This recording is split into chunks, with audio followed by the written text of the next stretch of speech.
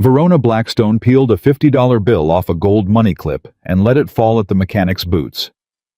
"Buy yourself lunch," she said, loud enough for 200 employees to hear. "Leave the real machines to real engineers." The man didn't pick it up. He didn't even look down. He looked at her. "Give me 5 minutes." She laughed.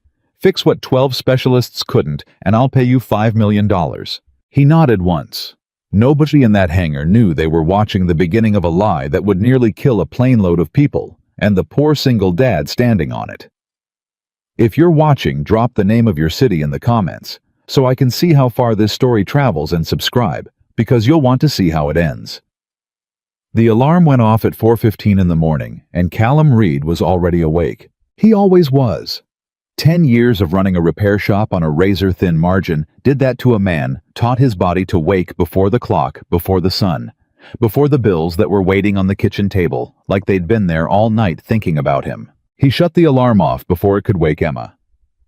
His daughter was 8, and she slept the way only a kid with nothing to worry about can sleep, arms thrown out sideways, blanket kicked to the floor. Callum stood in her doorway for a second, the way he did every morning. Just a second. Then he pulled the blanket back over her feet and went to make coffee. The mug said, "World's okayest dad." Emma had picked it out at a dollar store 2 Christmases ago and thought it was the funniest thing she'd ever seen. He drank out of it every single day. On the table sat the stack. He didn't have to open the envelopes to know what was in them. The lease on the shop was 2 months behind. The truck needed a transmission he couldn't afford. And the letter on top, the one from Emma's school, was about the field trip fee he'd told her he was still working on, which was a nice way of saying he didn't have $40. Callum was 39 years old. He had grease permanently worked into the creases of his hands, a bad shoulder from a wreck he'd walked away from when he was 26, and a wife who'd been gone 3 years now, not dead, just gone out to something bigger and better than a man who fixed engines for a living. He didn't blame her. He'd stopped blaming her a long time ago. He just missed having someone to split the weight with. He finished the coffee, rinsed the mug, and drove to the shop. Reed Aviation Repair sat at the far edge of Cedar Ridge Regional Airport, past the good hangars, past the private jet terminal, on the gravel lot where the little planes and the little people were kept. It was one bay, a beat-up office, a snap-on toolbox he'd paid off one drawer at a time, and a sign his late father had painted himself. Callum's dad had started the shop. Callum had inherited it, the debts and the reputation, which in this town was the only thing he had that money couldn't take away. He worked on Cessnas and crop dusters and the occasional old warbird some rich hobbyist wanted brought back to life. He was good. Everyone who knew engines knew he was good. But knowing engines and having money were 2 different roads, and Callum had only ever been on one of them. At 7:40 that morning, a black SUV came skidding across his gravel lot, and a kid in a golf shirt jumped out before it fully stopped. "Are you Reed the mechanic?" "That's the sign," Callum said, not looking up from the magneto he was cleaning. "We need you. Now. Main hangar. Blackstone's jet is down, and the CEO's got a flight in 2 hours, and nobody can—" The kid was talking so fast the words were tripping over each other. "Look, I'm not supposed to be here. Marcus said don't call the outside guy, but you're the only one left. Please." Callum set the magneto down. Blackstone Aerospace. Everyone at Cedar Ridge knew the name. They'd bought the biggest hangar on the field 2 years back, filled it with a flight department and a fleet, and never once said a word to the little shop at the end of the lot, except to complain about his truck being an eyesore. Verona Blackstone ran the company like her father had before her, which is to say, she ran it like a woman who'd never in her life been told no by anyone who mattered. "They already got 12 engineers on it," Callum said. "What do they need me for?" "Because it's been 4 hours and the 12 engineers are standing around arguing about software and the plane's still dead." The kid wiped his forehead. "I'll pay you out of my own pocket. $200. Just come look." Callum thought about the field trip fee, about the $40, about Emma's face when he told her he was still working on it. He grabbed his roll bag. $200, he said, "and I keep the truck parked wherever I want after this." The main hangar was a cathedral. That was the only word for it. High steel ceilings, white epoxy floor so clean you could eat off it, and in the middle of it all, gleaming like something out of a showroom, a $70 million executive jet with both engine cowlings open and 12 men in matching polos crawling all over it like ants on a carcass that wouldn't die. Nobody noticed Callum walk in. He was used to that. He stood near the entrance in his oil-stained coveralls and his father's old work boots, and he listened, which was a thing none of the 12 seemed to be doing. They were all talking over each other, pointing at laptops, arguing about flight control modules and avionics buses and error codes. Callum wasn't listening to them. He was listening to the airplane. "You lost, old-timer." The man who said it had a lanyard around his neck that read, "Marcus Delaney, Director of Maintenance." He was maybe 50 soft in the middle, with the kind of tan that comes from managing other people's work, rather than doing your own. He looked Callum up and down the way you'd look at something you'd stepped in. "Somebody called me," Callum said. "Nobody called you." Marcus's jaw tightened. "This is a secured maintenance operation. I don't know who let a grease monkey in off the ramp, but you can turn around and—" "Marcus!" The voice cut across the hangar like a blade, and every one of the 12 engineers went quiet at once. Callum turned.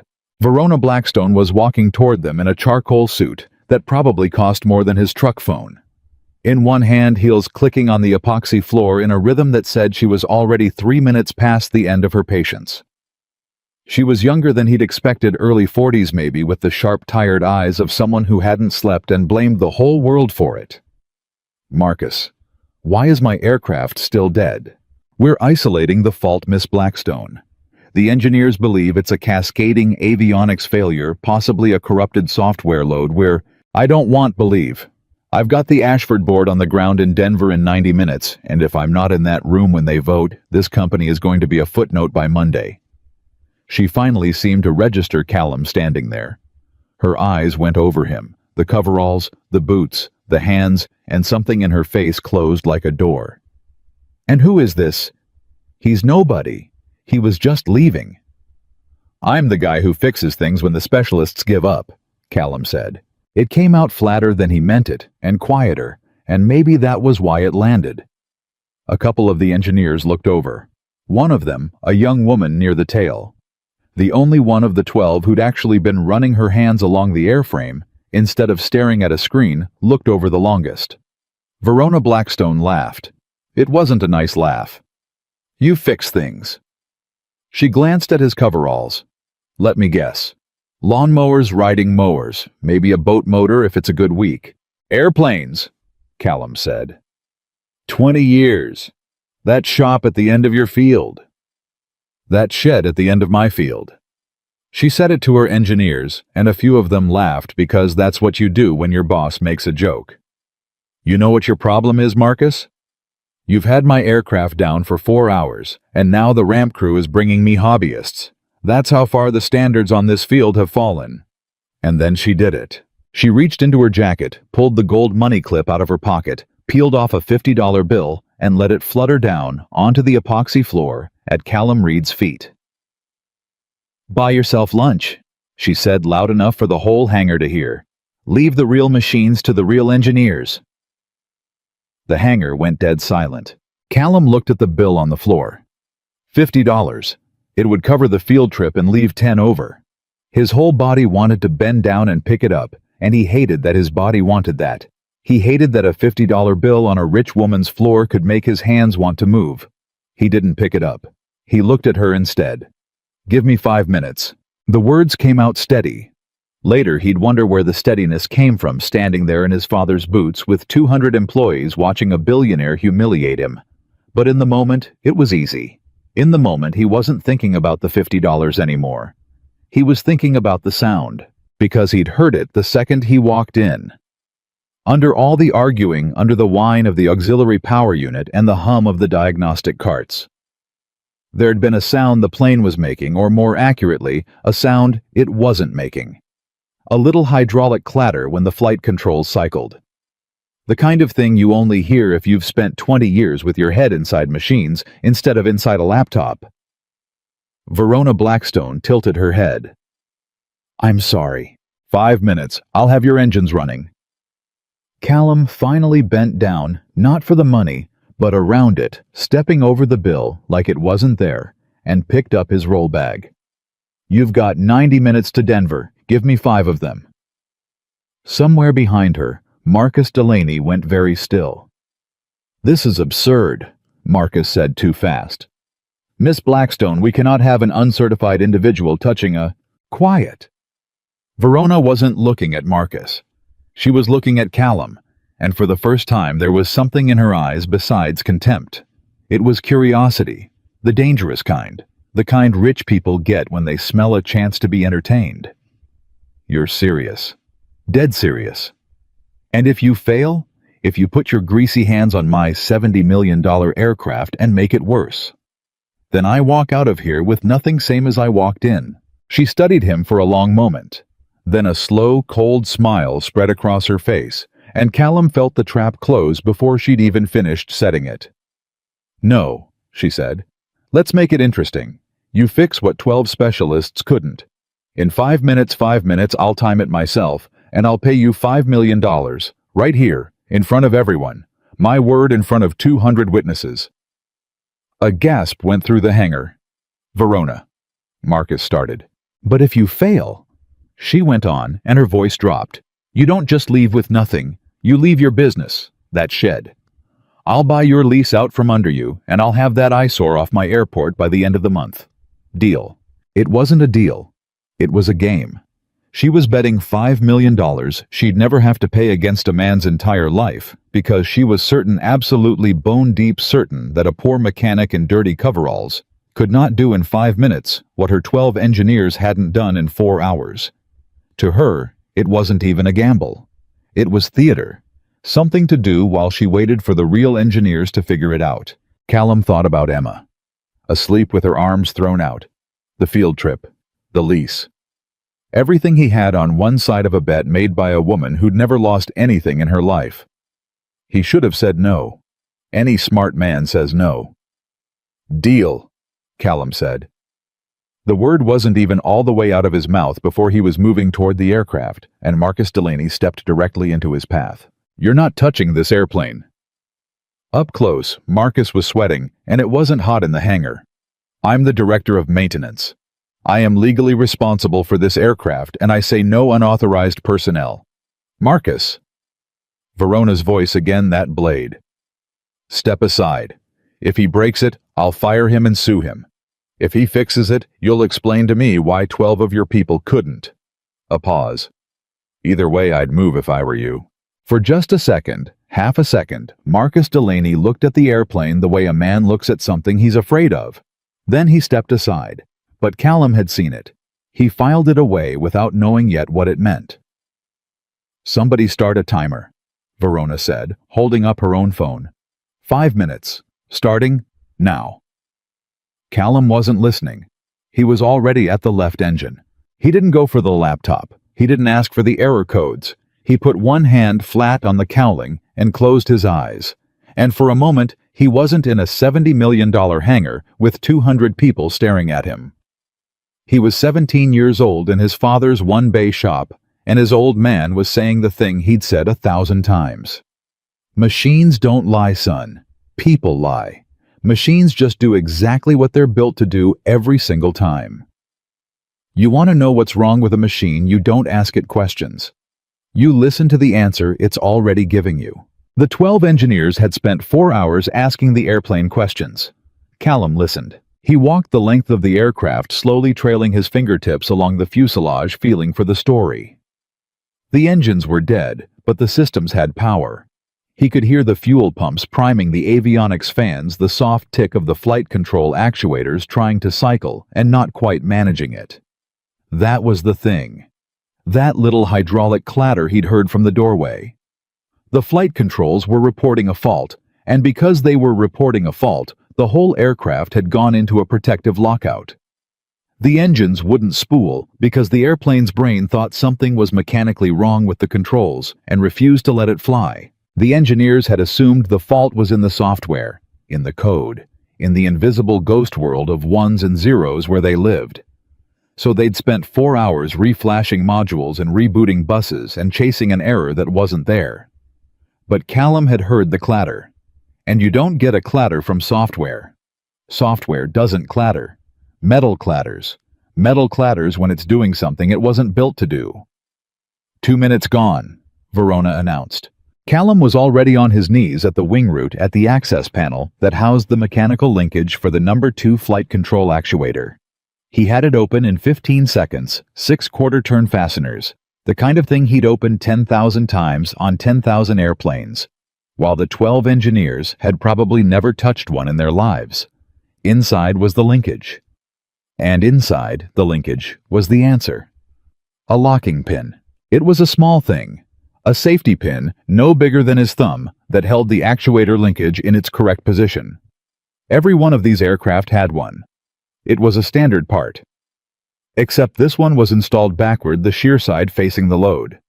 The safety flange facing the wrong way, so that when the flight controls tried to cycle, the linkage caught on the pin instead of moving past it, caught and clattered and threw a fault and put the whole airplane to sleep. Callum stared at it. He'd been doing this for 20 years, and there were 2 ways a pin ended up installed backward. The first way was a mistake. An honest mistake. A tired mechanic at 3 in the morning putting a part in wrong. The second way was on purpose, because here was the thing about that pin: to install it backward, you had to fight it. It didn't want to go in that way. The geometry resisted you. A man installing it right did it in 3 seconds without thinking. A man installing it backward had to force it, had to notice it was wrong, had to keep pushing anyway. Nobody does that by accident. 1 minute, Verona said. And there was an edge in her voice now, because Callum was on his knees at the wing and clearly doing something, and that wasn't in the script. Callum reached into his roll bag. He didn't need much. A pin punch and a small hammer. He seated the punch against the backward pin, gave it 3 clean taps, tap, tap, tap, and the pin dropped into his open palm. Then he turned it the right way around, slid it home, the way it was built to go, felt it, seat with the small, satisfying click of a thing returning to what it was supposed to be, and closed the access panel. He stood up. His knees popped. He wiped the pin, the removed one, the wrong one, on his coveralls, and he slid it into his breast pocket, because something told him he was going to want it later. 30 seconds, Verona said. And now she wasn't smiling. Won't need it, Callum said. He walked to the auxiliary power cart to the engine start controls the ground crew had abandoned when the engines refused to spool. He didn't ask permission. He reached over, reset the flight control fault, with a single button the engineers had been mashing for 4 hours. And this time, because the linkage was free now, because the airplane's brain no longer thought it was broken, the fault cleared. He reached for the number 1 engine start. Clear the intakes, he called out loud, and even the engineers who hated him stepped back on instinct, because there are some commands a man says in a certain voice, and your body obeys before your brain catches up. He hit the start. For a moment, nothing. Just the whine of the starters spinning up higher and higher, and Callum could feel 200 people holding their breath. Could feel Verona Blackstone's eyes on the back of his neck, could feel his whole life balanced on a sound. And then the number 1 engine caught. It caught with a deep rolling whoomph that Callum felt in his chest, the sound of jet fuel and fire, and $70 million coming back to life, and the whine climbed into a roar that filled the cathedral hangar wall to wall. He reached over and hit the number 2. It caught in 3 seconds, both engines, roaring, alive. The hangar erupted, and then just as fast went silent, because 200 people had just watched a poor mechanic in dirty coveralls do in 4.5 minutes what 12 specialists couldn't do in 4 hours, and nobody knew whether to cheer or to be afraid. Callum turned around. Verona Blackstone was standing there with her phone still in her hand, the timer still running, her mouth slightly open. Beside her, Marcus Delaney had gone the color of old paper. 4 minutes 40 seconds, Callum said. You can stop the clock. Verona didn't stop the clock. She was staring at the airplane like it had betrayed her. That's not possible, she said. 12 engineers, 4 hours. What did you— It was a locking pin. Callum's voice was quiet, and it carried anyway because the hangar was so silent now under the roar of the engines that quiet was all it took. Number 2 flight control actuator. Installed backward. Through a mechanical fault, put your whole airplane into lockout. Your engineers were looking in the software because that's where they know how to look. It was never in the software. He paused. It was never going to be in the software. Something in the way he said it made Verona go still. What do you mean, never? Callum thought about the pin in his breast pocket. About the way it had fought going in backward. About the way Marcus Delaney had looked at the airplane like it scared him. He should have just taken the win. He should have just held out his hand for $5 million and walked out of that hangar the richest man at Cedar Ridge and never looked back. But his father's voice was in his head again. Machines don't lie, son. People lie. And somebody had lied to this airplane on purpose. That pin doesn't go in backward by accident, Callum said. You have to force it. Somebody forced it. He looked at the aircraft, and then he couldn't help it. He looked at Marcus Delaney, who wouldn't meet his eyes. And a man who'd do that to your flight controls to strand you on the ground for one meeting. Callum shook his head slowly. That's not the kind of man who does one thing. The roar of the engines filled the silence. Miss Blackstone, Callum said, before you get on this airplane, I think you'd better let me check the rest of it, because I fixed the thing they wanted you to find. He touched the pocket where the pin sat. I'm a lot more worried about the thing they didn't. And that was the moment, with both engines roaring and $5 million hanging unspoken in the air, and Marcus Delaney sweating through his polo, that Callum Reed stopped being a poor mechanic who'd won a bet and became the only man standing between Verona Blackstone and whatever was really hidden inside that plane. Marcus Delaney found his voice first, and when he did, it came out too loud. That's a lie.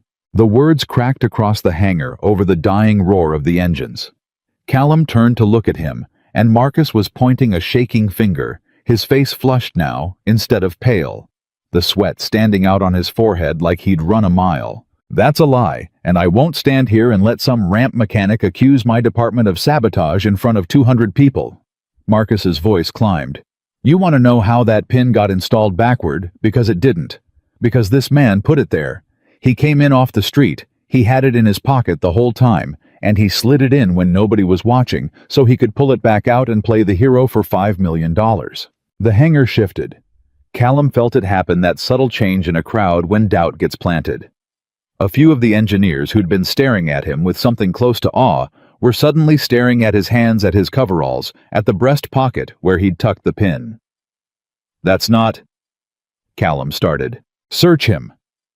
Marcus was talking fast now, faster, and Callum had spent enough years around desperate men to know the sound of a man building a wall between himself and something. Go on. Search his pockets. He's got the real pin on him, I guarantee it, and when you find it, you'll see exactly what kind of con this is. Verona held up a hand, and the hangar went quiet again. Mr. Reed. Her voice had changed. The theater was gone out of it. Empty your pockets. Callum looked at her for a long moment. He could feel the pin against his chest, the wrong pin, the one that had fought going in backward, the one piece of physical proof that somebody had done this on purpose. And he understood, standing there, that the moment he pulled it out, it stopped being his. It became evidence. And evidence in the hands of the people who ran this hangar was evidence that could disappear. But he pulled it out anyway. Because his father had never once in his life taught him how to lie, and he was too old to start. He held it up between two fingers so the whole hangar could see it. A small steel pin no bigger than his thumb, worn on one side, where it had been forced. This is the pin I pulled out of your number 2 actuator, Callum said. You want to know if I'm telling the truth? Don't take my word for it. Don't take his. He nodded at Marcus. Look at the wear pattern. This pin's been shear-loaded on the wrong face. That doesn't happen in 5 minutes in my pocket. That happens over hours of the airplane's own controls grinding against it. Your engineers can confirm that in about 90 seconds if any of them know what they're looking at. For the first time, the young woman near the tail, the one who'd been running her hands along the airframe, instead of staring at a screen, stepped forward. I'd like to see it, she said. Priya, you don't need to. Marcus started. I'd like to see it, Marcus. She held out her hand, and there was steel in it, a quiet steadiness that reminded Callum of the way his father used to hold out his hand for a wrench. Callum gave her the pin. She turned it over in the light, and Callum watched her face change the way a person's face changes when the machine tells them the truth, and the truth is ugly. "He's right," Priya said. Her voice was flat, careful, the voice of someone who'd just realized she was standing on a fault line. "This ware is old. Hours old, maybe longer. This wasn't planted 5 minutes ago." She looked up. "This pin has been catching that actuator for a while." The silence that followed was different. It had weight to it. "That doesn't mean anything," Marcus said, but the fight had gone thin in his voice. "Pins wear, parts wear. It doesn't prove sabotage, it proves a maintenance error. And if there was a maintenance error, I'll find who's responsible and—" Marcus. Verona wasn't looking at him. She was looking at the pin in Priya's hand. "When was this aircraft's last inspection?" Marcus opened his mouth, closed it. The pause lasted exactly 1 second too long. 3 days ago, he said. "Routine. Signed off clean." Signed off by whom? Another pause. Shorter this time, but Callum caught it, and he saw Verona catch it too. "By my team," Marcus said. "It's in the logs. Everything's in the logs." "Then I'd like to see the logs." And there it was. Callum watched it move across Marcus Delaney's face, like a shadow crossing a field, the exact moment a man realizes the ground he's standing on isn't ground at all. It was gone in a blink. Marcus pulled himself up, squared his shoulders, and Callum understood that whatever was coming next, Marcus had just decided to go all in. "With respect, Miss Blackstone, the logs are the property of this maintenance department, and I'm not going to have them handed over to an outsider who just admitted he had that pin in his pocket. There are chain of custody issues. There are liability issues. If this aircraft has a defect, the last thing we do is let an uncertified individual paw through our records." Marcus turned to the 2 security guards standing near the hangar door. "Gentlemen, I need Mr. Reed removed from this facility, now, before he touches anything else." The guards started forward. "Wait!" Verona's voice stopped them mid-step. She was rubbing her temple, and Callum could see the war happening behind her eyes, the CEO who had a board vote in Denver in 80 minutes, fighting the woman who had just watched something that didn't add up. "Nobody's removing anybody yet. Mr. Reed, you said you were more worried about the thing they didn't want you to find. What did you mean?" Callum glanced at the aircraft. The engines had spun down now, ticking as they cooled.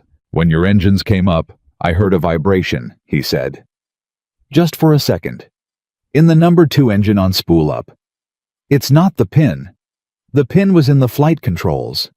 This is something in the engine or the mount, and it's the kind of thing that gets worse under load, not better." He met her eyes. "You put this airplane in the air at altitude at full power, and I don't know what that vibration turns into. I'd want to have it opened up before anybody flies it." He's stalling. Marcus again. He's found his angle. First it's a pin. Now it's a mystery vibration only he can hear. "Miss Blackstone, this is a shakedown. He wants you grounded so he can keep charging you. He'll find a new problem every 5 minutes for the rest of the day, and it'll cost you the vote." And that landed. Callum watched it land. Because it was the one argument that fit the story Verona already believed about men like him, that a poor man is a hungry man, and a hungry man will say anything for money. She'd humiliated him 10 minutes ago on exactly that assumption. It was easier to keep believing it than to unbelieve it now. "I don't want your money," Callum said quietly. "Everybody wants my money. I want you to not get on a broken airplane." He was tired suddenly. Tired the way you get when you tell the truth and watch people decide whether it's convenient. "You can pay me the 5 million or not pay me. I don't care right now. I care that you're about to put your body in a machine that somebody sabotaged, and I'm the only person in this building who's willing to say that out loud." The words hung there. Verona Blackstone was not a stupid woman. Cruel, maybe careless with people beneath her blind, in the particular way that rich people go blind, but not stupid. And Callum could see her doing the math, weighing the vote in Denver against the vibration she couldn't hear. weighing her whole life's momentum against the word of a man she'd thrown a $50 bill at. She looked at the clock on the hangar wall. "I don't have time for this," she said, and Callum's stomach dropped. "The Ashford board votes in 78 minutes. If I'm not there, the acquisition dies, and if the acquisition dies, everything my father built dies with it. I am not losing this company over a vibration one man says he heard." She turned to Marcus. "Get me a second aircraft, the King Air. Fuel it and file a flight plan. I'll take the slower route, I'll make it if we go now." "The King Air's down for its own inspection," Marcus said. "It won't be ready for—" "Then get me the jet certified to fly. Right now. You're the director of maintenance. Tell me it's safe, and I'll get on it." And that was the trap, and Marcus Delaney had built it, and now he was standing in it. Because if he said the jet was safe, and it wasn't, he was signing a death warrant with witnesses. And if he said it wasn't safe, he was admitting the ramp mechanic was right. Callum watched him choose. "It's safe," Marcus said. "The pin was the fault. Mr. Reed fixed the fault, whatever his motives. The aircraft is airworthy. I'll sign the release myself." "There it is," Callum said, and something cold moved through him. "You'll sign a release on an airplane you haven't inspected since I pulled a backward pin out of it. You didn't even walk over to look at the actuator. You're not asking your own engineers to check the engine. You just want her in the air." He took a step toward Marcus. "Why do you want her in the air so bad, Marcus? Get him out of here." Marcus's voice cracked. "Security. Now. He's threatening me. I'm asking you a question." "He's threatening a company officer. Get him out." "Why do you want her on that plane?" The shout filled the hangar, and this time nobody moved, and in the silence after it, Priya spoke. "I'll check the engine." Everyone turned to her. "I'll check the number 2 engine," she said again louder, and she was already pulling on a pair of gloves. "It takes 20 minutes to borescope it. If there's nothing there, we've lost 20 minutes, and Miss Blackstone still makes her flight window. If there's something there—" She looked at Marcus, and there was something in her look that made Callum realize she'd been quiet for a reason all along, that she'd been watching Marcus longer than today. If there's something there, then we've all learned something important about who signs releases on aircraft they haven't looked at. "You don't have the authority to—" Marcus started. "Do it," Verona said. "Miss Blackstone." "I said do it, Marcus." Verona's voice had gone very quiet, and quiet from her was worse than loud. 20 minutes. If the mechanic's wrong, I fire him, and I take his shop, and I still make Denver. If he's right." She didn't finish. She didn't have to. She looked at Callum. You stay right there. Don't touch anything. Don't say anything. Just stand where I can see you." Callum stood where she could see him. The next 20 minutes were the longest of his life, and he'd had some long ones. He'd sat in a hospital waiting room the night his father's heart gave out. He'd sat at his kitchen table the night his wife told him she was leaving. He knew how to wait. But this was a different kind of waiting, because this was waiting to find out whether the truth would show up when it was supposed to, and the truth doesn't always keep its appointments. Priya worked fast. She had the number 2 cowling open, and the borescope threaded into the engine, while 2 other engineers held lights, and Marcus paced behind them, saying it was a waste of time, it was theater, it was a con man running out the clock. Verona stood with her arms crossed and her jaw tight, checking her phone every 90 seconds, and Callum could feel her recalculating with every glance how long she could give this before Denver slipped out of reach forever. At the 11-minute mark, Priya went still. Callum saw it before anyone else because he'd been watching her hands, and her hands stopped moving. She held the borescope in place. She leaned in close to the little screen, and she said a word very softly that Callum couldn't hear. "What?" Verona took a step toward her. "What is it?" Priya didn't answer right away. She was staring at the screen, and her face had gone the color of the epoxy floor. "Priya, what did you find?" "There's a crack." Priya's voice came out thin. She cleared her throat and tried again, and this time it came out steady and terrible. "There's a crack in the number 2 turbine disc. It's—" She swallowed. "It's not a normal crack. It's not fatigue. Somebody scored this. Somebody put a stress riser into the disc with a tool, deliberately, so it would hold at low power and let go at high power. She looked up and she looked at Callum first, and then she looked at Verona. If you'd taken this aircraft to altitude and pushed the throttles up, that disc would have burst. At those RPMs, a turbine disc failure doesn't stay in the engine. It comes out through the fuselage. She stopped. You'd have gone down. There'd have been nothing anyone could do. The hangar didn't erupt this time. It just went silent. A deep, total silence. The silence of 200 people, all understanding the same thing at the same moment, that the man in the dirty coveralls had been right, and that if the CEO had gotten her way 10 minutes ago, she'd be dead by now. Verona Blackstone did not move. She was staring at Priya, and then she was staring at the engine, and then slowly she turned and stared at Callum. And Callum watched something break open behind her eyes. Not softness, not yet. Something rawer than that. The look of a person who has just discovered the floor they've been standing on their whole life was never a floor at all. "You knew," she said. It came out barely above a whisper. "You heard it. From the doorway. You heard it before you even touched the airplane." "I heard something wasn't right," Callum said. "I didn't know it was that. You tried to tell me." Her voice was doing something now, cracking at the edges. "You stood there, and you told me not to get on the plane, and I—" She stopped. She looked at the $50 bill still lying on the epoxy floor, where she'd dropped it still untouched. "I threw money at you." "Miss Blackstone." Marcus Delaney's voice had gone strange, high and tight. "This is, we don't know, that sabotage. Cracks happen. Manufacturing defects happen. We can't just accept the word of some—" "Shut up, Marcus." Verona didn't even look at him.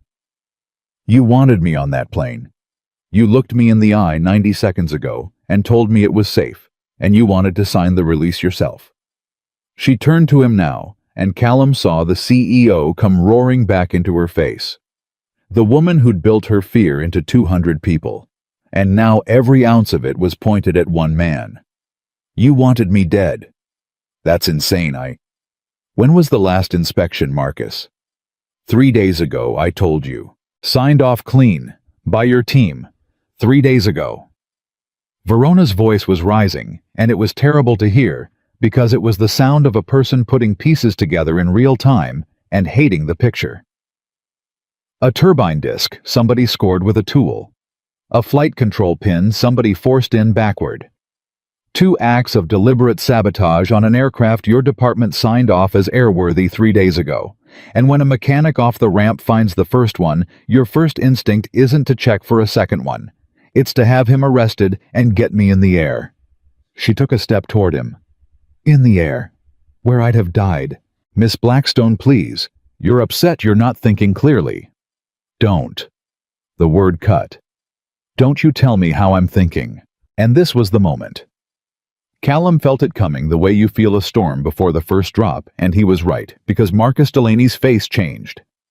The desperation drained out of it, and something colder came in behind something that had been there the whole time under the sweat and the bluster, and Callum realized he'd been watching a mask this entire time, and only now was it slipping. "You want to talk about not thinking clearly," Marcus said, and his voice had dropped into a register Callum hadn't heard from him yet. Low and vicious. "You've been running this company into the ground for 2 years, Verona. Your father built something and you've been strangling it with your ego, and your bad bets, and your obsession with a merger that half this board thinks is going to bury us. You think anyone would have wept for you? You think—" "Marcus!" Priya's voice sharp with warning. But he was going now, and men who are going don't stop. "I gave 23 years to this company. 23 years. Your father promised me the operations chair before he died, and you gave it to some MBA who'd never turned a wrench in his life, and then you cut my budget, and then you laughed at me in a board meeting. You don't even remember, do you? You don't remember laughing at me." His voice was shaking. "People like you never remember. You throw $50 at a man on the floor, and you don't even remember his face an hour later." The hangar was frozen. So you tried to kill me, Verona said. Marcus Delaney opened his mouth, and then whatever last thread of sense was holding him together snapped, because his hand went to the small of his back and came out with a pistol, and 200 people gasped and scrambled back at once, and Callum's whole body went cold and still. Nobody move, Marcus said. The gun was shaking in his hand. Nobody. Everybody just stay where you are. Marcus. Verona had gone white. Marcus, put that down. You were supposed to be on that plane. Marcus's voice broke completely now, and Callum understood he was looking at a man who had spent everything on one plan and had just watched it fall apart in front of a crowd. You were supposed to be in the air over the mountains. A tragic accident. A grieving company. And the merger dies with you, and everything goes back to the way it was before you ruined it. And instead, this, nobody. The gun swung toward Callum, and Callum's heart stopped. This grease monkey off the ramp walks in and undoes it in 5 minutes. 5 minutes. 12 engineers and a scored disc, and it all comes apart because of a man who fixes lawnmowers. I fix airplanes, Callum said. He didn't know why he said it. It was maybe the stupidest possible thing to say to a man pointing a gun at your chest. But it came out steady, and it came out sure, and something about it, the flatness of it, the refusal to be afraid, made Marcus falter for half a second. Half a second was all Callum needed, not to be a hero. He wasn't a hero. He was a 39-year-old mechanic with a bad shoulder and a daughter asleep across town, and he had no business doing what he did next. But he'd spent 20 years learning the exact weight and balance of tools, learning where a thing's center of gravity was, learning how to make metal go exactly where you needed it. And his roll bag was on the floor 2 feet to his left open, and the pin punch he'd used on the actuator was lying right on top of it. He didn't throw it at Marcus. That's the movie version. In real life, you don't throw a punch at a man with a gun and hope. He kicked the auxiliary power cart. It was heavy on casters, and it was 3 feet from Marcus, and Callum drove his boot into it with everything his bad shoulder and his good leg had. And it rolled hard and caught Marcus in the hip and knocked him sideways, and the gun went off. The sound enormous in the steel hanger, a flat crack that Callum felt in his teeth, and the round went wide into the ceiling. And then Priya was moving, and 2 of the engineers were moving, and Callum was moving, and they hit Marcus Delaney all at once, and took him down onto the clean white floor in a pile of arms and shouting. The gun skittered away across the epoxy. It slid to a stop against the $50 bill. For a moment nobody could do anything but breathe.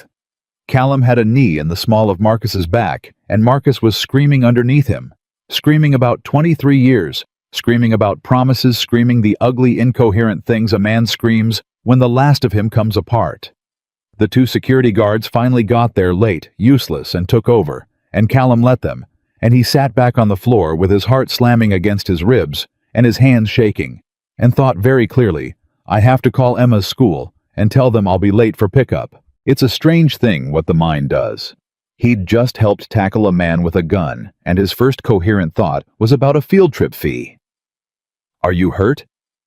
Priya was crouched next to him, gripping his shoulder. Callum, are you hit? No. He flexed his shoulder. No. I'm okay. You. I'm okay. She was breathing hard. She looked at him, and there was something in her face he hadn't earned yet, but that she was giving him anyway. You just saved her life twice in one morning, the plane and the gun. I didn't do anything. He got to his feet slow, everything trembling now that it was over. I kicked a cart. Across the hangar, they had Marcus Delaney in zip ties. He'd stopped screaming. He was just sitting there now, staring at nothing, an emptied-out man, and Callum found he couldn't hate him. He'd known men who got hollowed out by a job by 23 years of watching other people get the thing they were promised. It didn't excuse a single thing Marcus had done. But Callum understood it, and understanding it made him tired in a way the fight hadn't. Verona Blackstone was standing very still in the middle of it all. She hadn't moved through any of it. She'd stood there while a man tried to kill her twice in the span of an hour, and now she was standing in the wreckage of her own certainty about the world. And Callum could see she didn't know how to be in her body. The phone was still in her hand. The board vote was still ticking down in Denver. But something bigger than the vote had happened, and she knew it, and it was rearranging her from the inside. She walked over to Callum, slowly, her heels clicking on the floor, that same rhythm from before, except it wasn't imperious now. It was uncertain. She stopped in front of him. She looked at his coveralls, his boots, his shaking, grease-stained hands. And then she looked at his face, and Callum understood she was looking at him for the first time. Actually looking, not at the poverty of him, at the man. "I don't know how to," she started and stopped. She was a woman who gave orders for a living, and she had no vocabulary for this, and Callum could see her fighting to find one. "I threw money at you, on the floor, like you were—" She stopped again. "I made a bet with your life. I was going to take your business, your father's business. I saw the sign, I saw the truck, I saw the dirt on your hands, and I decided I knew everything about you." Her voice cracked. "And you knew everything about my airplane, Miss Blackstone. Verona." She said it fast, like she needed to. "My name is Verona. You saved my life. You can use my name." Callum didn't know what to say to that, so he said the true thing the way his father had taught him. "You should still ground the aircraft," he said. "The disc and the pin are the two I found. I don't know they're the only two. A man who'd score a turbine disc and force a flight control pin isn't a man who does things halfway. Every system on that airplane needs to come apart and get inspected by somebody who isn't Marcus's people, because I don't know how far this goes, and neither do you." He paused. "That's my honest advice. Free of charge. Whatever happens with the bet." Verona stared at him. "The bet," she said. "The $5 million. I'm not here about the bet. I know." And that seemed to undo her more than anything else had, that he wasn't here about the money, that he'd stood in front of a gun for a woman who'd humiliated him and hadn't once mentioned what she owed him. "I know you're not. That's—" She shook her head. "God, that's the whole thing, isn't it? You're not here about the money." She turned and looked at the airplane. $70 million of sabotaged machine sitting there with its cowlings open like a body on a table. She looked at the $50 bill on the floor with the gun lying next to it. And then she made a decision, and Callum saw her make it, and it was the first decision he'd seen her make all day that wasn't about the vote. "Priya." Verona's voice came back to her, the command in it, but pointed somewhere clean now. "The aircraft is grounded, both aircraft. Effective now. I don't care about the vote. Nobody flies anything out of this hangar until every system has been inspected by an outside firm, not our people outside, and I want the entire maintenance department's records pulled and sequestered before Marcus's people have a chance to touch a single file." She glanced at the guards holding Marcus. "And somebody call the police. The real police. This is attempted murder, and it's fraud, and it's whatever else we find when we start pulling logs, and I want it documented before anybody has the chance to bury it." "Yes, Miss Blackstone." Priya was already moving. "And Priya," Verona's voice caught. "Thank you. You're the only one of my engineers who got their hands dirty today. I won't forget it." Priya nodded, and there was something in her face, a flicker of an old hurt getting seen for the first time, and she went to do what she'd been told. Then Verona turned back to Callum. She stood in front of him, and the whole hangar was watching 200 people who'd seen her throw money at his feet an hour ago, and she reached down slowly and picked the $50 bill up off the floor.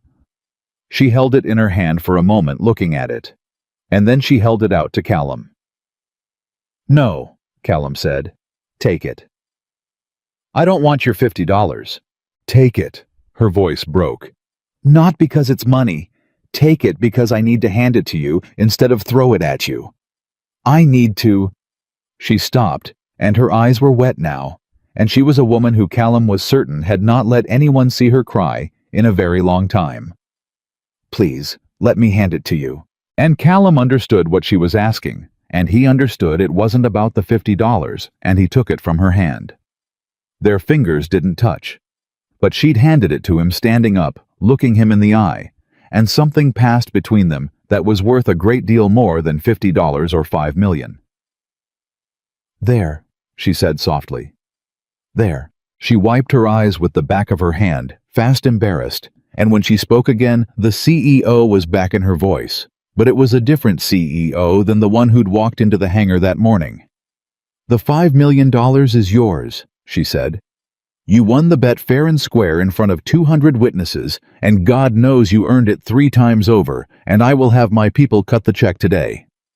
"I'm not going to take $5 million for 5 minutes of work," Callum said. "You're going to take it because you saved my life and prevented a disaster, and you're going to take it because I said it in front of 200 people, and my word is the only thing I've got left standing after this morning." Her jaw set. "But there's a condition." Callum went still. "There it is," he said quietly. "I was wondering when the condition would show up. It's not what you think." Verona glanced at the airplane. "I need you to sign a release. Not today. When the outside firm finishes the inspection, when every system's been checked, I need a certified sign-off that the aircraft is airworthy before I put it or anyone else back in the air. And I want your name on it. Not Marcus's people. Not some firm that owes me favors. Yours. Because you're the only person in this building I trust to tell me the truth about that airplane, even when the truth is expensive." She paused. "The $5 million is yours no matter what. But the release is the condition. I need the man who found the sabotage to be the man who tells me it's safe. Will you do that?" And Callum should have said yes. It was a simple thing. Inspect the airplane, and if it's safe, sign the paper. He'd done it 1,000 times. But something moved in his gut, some old instinct his father had put there, and he heard himself say the thing that would blow the next 3 weeks of his life wide open, because he was a man constitutionally incapable of promising a thing he wasn't sure he could deliver. "I'll inspect the airplane," Callum said slowly, "and if it's safe, I'll sign. But I want you to understand something before I agree to put my name on anything." He looked at her, and his voice was quiet and dead level, and completely without room for argument. "If I find one more thing wrong with that machine one, I don't sign. I don't care how much pressure you're under. I don't care about your merger or your board or your vote. I don't care if it costs you the whole company. If that airplane isn't safe, my name does not go on a paper that says it is. Not for $5 million. Not for $50 million. He paused. "That's the only condition I've got. Can you live with it?" The hangar was silent. Verona Blackstone looked at him for a long, long moment. And Callum couldn't read what was happening in her face, whether it was respect or fear, or the dawning understanding that she'd just tied her company's future to the most stubbornly honest man she'd ever met. "Yes," she said finally. "I can live with it." A pause. "God help me, I think that's exactly the condition I need." They shook hands. His grease-stained, hers manicured, and neither one of them let go too fast. And that should have been the end of the worst morning of Callum Reed's life. A man in zip ties, a grounded airplane, a handshake, $5 million, and a $50 bill folded into his breast pocket where a saboteur's pin had been an hour before. But it wasn't the end. Because as the police cars were pulling up outside the hangar, and Priya's team was starting to pull the maintenance logs, Callum's phone buzzed in his pocket. He almost didn't look at it. His hands were still shaking, and he had 100 things happening around him, and the last thing he needed was one more voice. But he looked. It was the school. Emma's school. And the text on the screen made every other thing in that hangar go silent and far away because it said, "Mr. Reed, please call us immediately. Emma was picked up early today by a man who said he was family. We assumed you'd arranged it. Please confirm this was authorized." Callum stopped breathing. He had no family. His father was dead.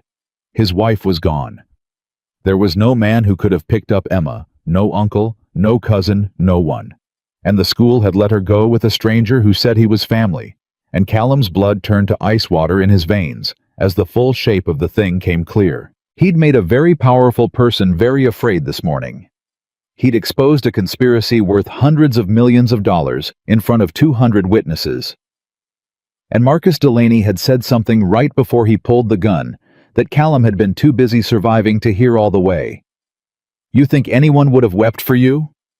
You think this ends with me?" Marcus wasn't working alone, And whoever was above him had just taken Callum's daughter. For a moment, Callum Reed couldn't make his body work. The phone was in his hand, and the words were on the screen, and the whole hangar, the police lights, the shouting. The man in zip ties went away, dropped out from under him like a trap door. And all that was left was 8 years old, with her arms thrown out sideways and a blanket kicked to the floor. Emma was picked up early today by a man who said he was family, Callum. Priya was in front of him. He didn't know how she'd gotten there. "Callum, what's wrong? You went white." He couldn't answer. His thumb was already moving, calling the school, and it rang once, twice, and each ring was a year off his life. And then a woman's voice, bright and administrative, said, "Cedar Ridge Elementary front office." And Callum heard himself speak in a voice he didn't recognize. "This is Callum Reed, Emma Reed's father. You just texted me that someone picked up my daughter." "Oh, Mr. Reed, yes, hi, we wanted to confirm." "Who took her?" It wasn't a question. "Who took my daughter?" A pause. He could hear her pulling up something on a screen, and the pause was too long, and everything in him was screaming. "It was, let me see, a Mr. Reed. He said he was your brother. He had ID, he was on the—" Her voice faltered. "He said you'd arranged it because of an emergency at your work. He knew about the situation at the airport. He said you were tied up with the police and couldn't leave, and Emma seemed to know something was going on. She was worried about you. I don't have a brother." Callum's voice cracked down the middle. "I don't have any family. There is no Mr. Reed. You gave my daughter to a stranger." Dead silence on the line. The kind of silence that means someone has just understood they made a mistake that can't be taken back. "Sir, he had identification. It said Reed. It matched. We followed procedure. Where did he take her?" The whole hangar heard it. Verona turned. The police officers turned. Callum didn't care. He was gripping the phone so hard the plastic creaked, and the woman on the other end was crying now, saying she was so sorry, saying she'd call the police, saying she didn't know, and Callum lowered the phone from his ear because he couldn't listen to "I don't know" one more time, and he stood there in the middle of the busiest morning of his life and felt the floor of the world give way. "Callum?" Verona was in front of him now, and her voice had gone sharp with alarm. "What happened? Tell me what happened." "They took Emma." He could barely get the words out. "My daughter. Somebody picked her up from school pretending to be my brother. I don't have a brother. They took her." He looked up, and his eyes found Marcus Delaney across the hangar, still zip-tied, still hollow, and something in Callum went from ice to fire in a single heartbeat. He said it, right before the gun. He said, "You think this ends with me?" He wasn't working alone. Somebody above him. And they just took my little girl. For 1 second, Verona Blackstone's face did something Callum would remember for the rest of his life. Every trace of the CEO fell away. The sharp eyes, the command, the armor, all of it gone, and underneath was just a person looking at another person's worst nightmare. Then the armor came back, but it came back pointed the right way. "Officer!" Verona's voice cut across the hangar like a whip, and the 2 police officers who'd been dealing with Marcus both looked up. This just became a child abduction. Callum Reed's 8-year-old daughter was taken from Cedar Ridge Elementary in the last hour by someone connected to the man you're arresting. I want every resource in this county on it right now, and I want it treated as exactly what it is, which is a kidnapping meant to silence the only honest witness in this building. She was already moving toward Marcus. "And I want 2 minutes with him before you take him anywhere." "Ma'am, we can't let you." 2 minutes. She didn't slow down. "You can stand right there and watch. I'm not going to touch him. But that man knows where a child is, and I am going to look him in the eye and ask." Callum went with her. His legs were moving on their own. They crossed the hangar to where Marcus sat against a tool cabinet, wrists bound, and Callum got down on one knee in front of him so they were eye to eye, and it took everything he had, everything not to put his hands around the man's throat. "Marcus." Callum's voice came out low and shaking. "Where is my daughter?" Marcus looked at him. And for a moment there was nothing in his face, that same emptied out nothing. And then something flickered. Surprise. Maybe real surprise. And Callum's stomach dropped a different way. "Your daughter," Marcus said. "Don't." Callum grabbed the front of his shirt before he knew he was doing it. Verona's hand landed on his shoulder, and the officer stepped in, but Callum didn't let go. "You said this doesn't end with you. You said somebody would weep. Somebody took my little girl an hour ago, and I know it's tied to you, so you tell me where she is right now, or I swear to God, I don't know anything about your daughter." And here was the thing that turned Callum's blood to ice. Marcus sounded like he meant it. I don't do that. I'm not." His face crumpled, and something like horror moved across it. "I wanted to bring down an airplane. I wanted her—" He jerked his chin at Verona. "Dead in a way that looked like an accident. That's what I signed up for. Nobody said anything about a kid. Nobody said anything about—" He stopped. "Oh God, if they took a child that's not me, that's him." "Who?" Callum's grip tightened. "Who is him?" Marcus's eyes moved past Callum, past Verona, to the far wall, and his voice dropped so low, Callum had to lean in. "You don't understand what you walked into this morning," Marcus whispered. "You think this was about a board vote. It was so much bigger than a board vote. There's a man I was never even supposed to know his name. I only knew him through—" He swallowed. "I was middle management in this. I was the guy who forced a pin and scored a disc. I was the hands, but the money, the reason the whole thing that came from way above me, from people who make problems disappear for a living, and if they took your daughter, it's because you did the one thing you were never supposed to do this morning."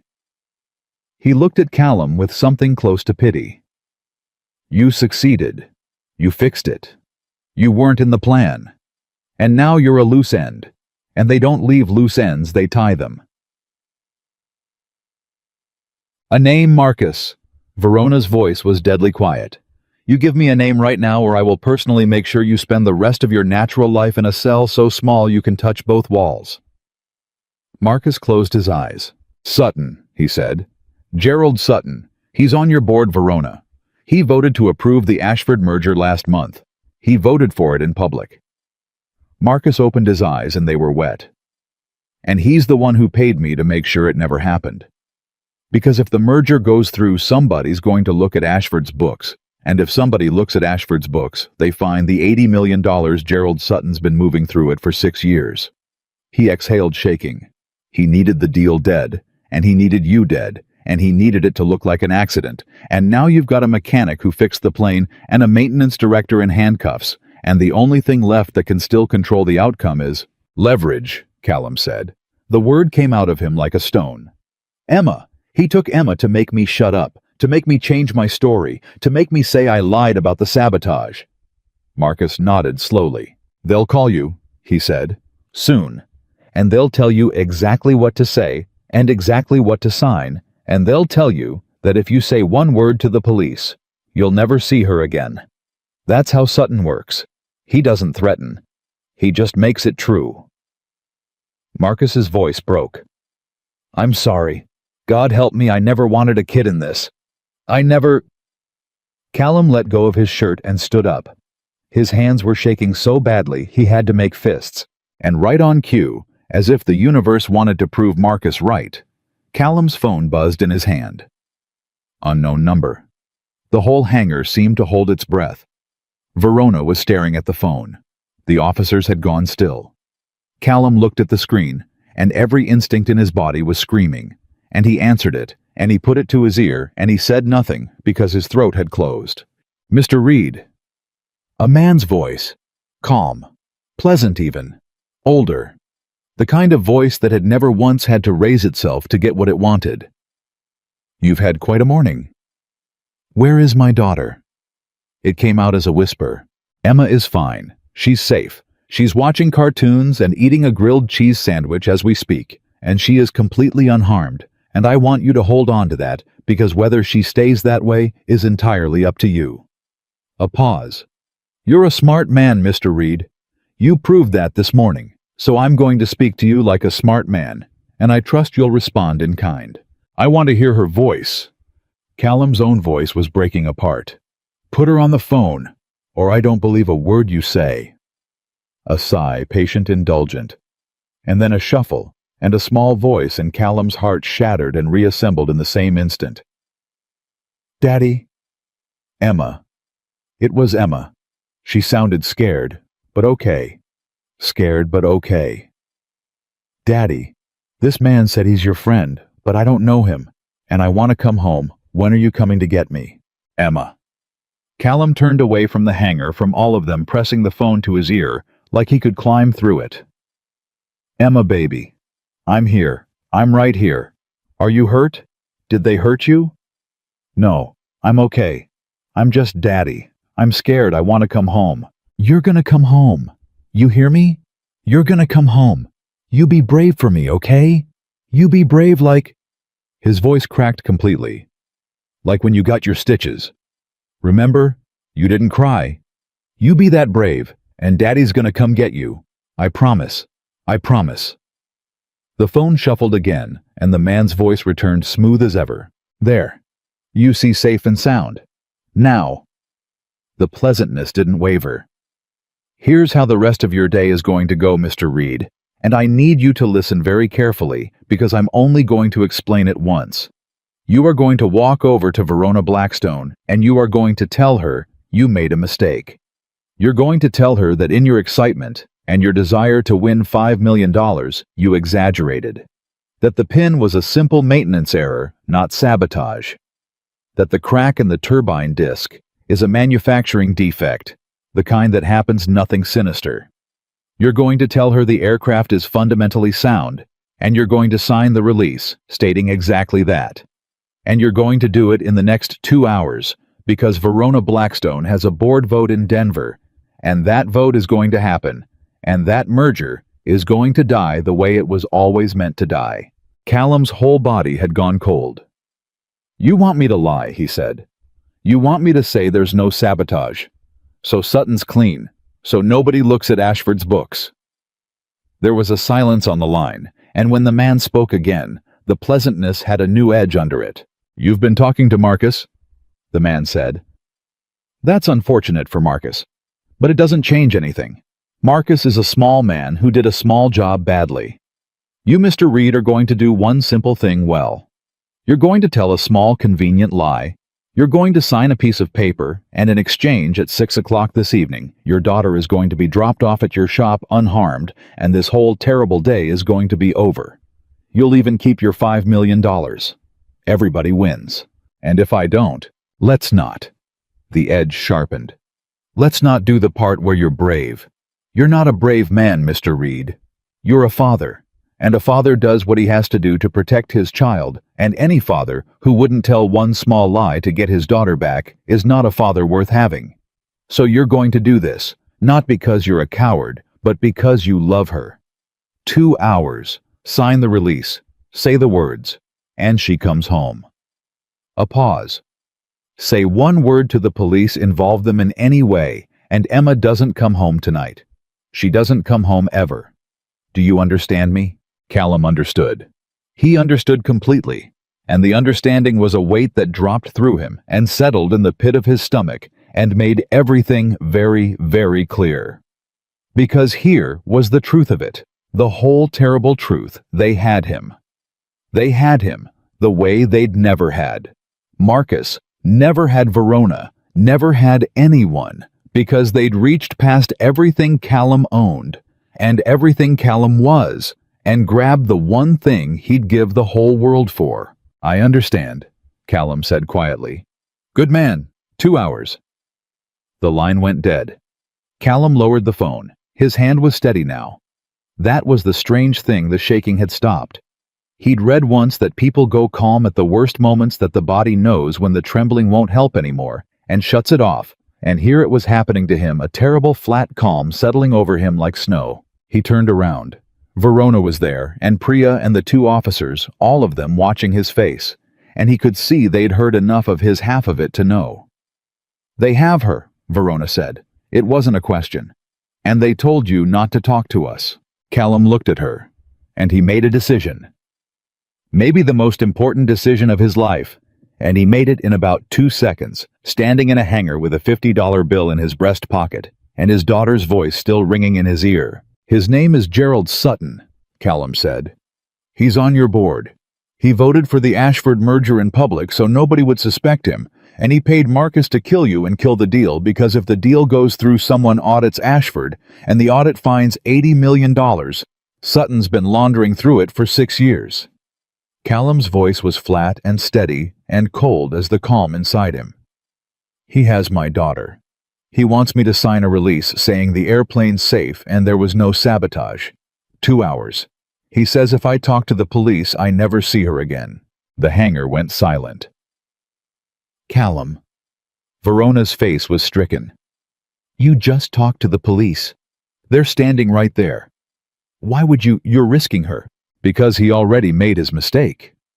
Callum's eyes were burning, but his voice didn't waver. He thinks I'm going to do what Marcus did. What everybody like Marcus always does. Fold, comply. Protect myself, protect my own. Keep my head down and take the deal. He shook his head slowly.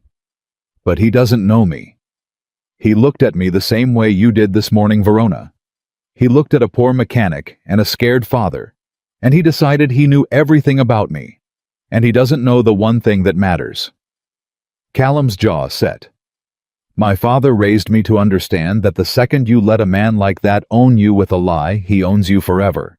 If I sign that release, Emma doesn't come home tonight. She's a witness too. She saw his face. He is never going to let her go because Gerald Sutton doesn't leave loose ends, he ties them. Marcus said it himself. The lie doesn't save her. The lie just buys them time to make her disappear cleaner. Verona stared at him, and slowly, horribly, Callum watched her understand that he was right. So what do we do? She whispered. We don't sign the lie, Callum said. We use the 2 hours. He thinks he's got me boxed in. He thinks I'm going to spend the next 2 hours agonizing and then cave. He's not expecting me to move. Callum turned to the officers. I need this to look like I'm complying. On the outside, everything looks like a scared father getting ready to sign a paper. But underneath, his voice hardened. Underneath, we find my daughter, and we find her fast, because I'm not signing anything until she's in my arms, and I'm not putting my name on a lie that gets her killed. One of the officers stepped forward, older gray at the temples, a man who'd clearly seen things. Mr. Reed, kidnapping cases are federal. We need to bring in the FBI, and we need to do it quietly. And you're right that if this Sutton has the reach you're describing, we can't tip him off. He glanced at Verona. But I need to be honest with you. These cases, the smart move, the safe move, is usually to comply, to buy time, to get the child back first and prosecute later. What you're describing is a bigger risk. I know what I'm describing. Callum's voice didn't move. But you're assuming this man plays fair once he's got what he wants. He doesn't. Marcus told me exactly who he is. If I give him the lie, I've given away the only card I have, and I've done it for a promise from a man who murders for a living. No. He shook his head.